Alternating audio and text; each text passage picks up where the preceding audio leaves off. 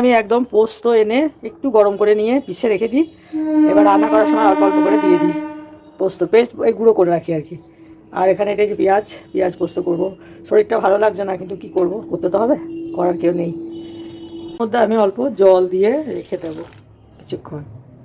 এই যে পেঁয়াজ পোস্তটা আমি তেলের মধ্যে, আমি পেঁয়াজটা ছেড়ে দিলাম আর কি, তেলের মধ্যে ভালো করে ভাজা ভাজা করতে হবে। একটু বেশি করে পেঁয়াজ লাগবে।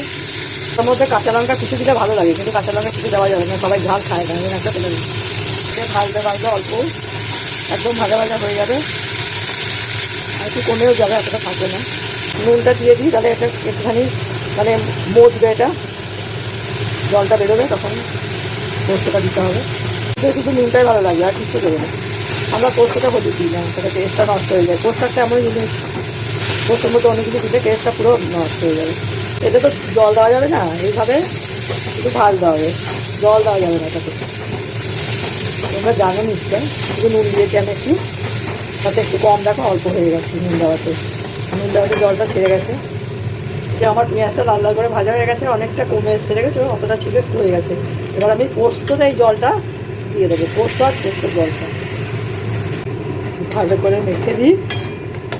দেখো পোস্তটা কত সুন্দর হয়েছে, এটা দিয়ে পুরো ভাত খাওয়া হয়ে যাবে।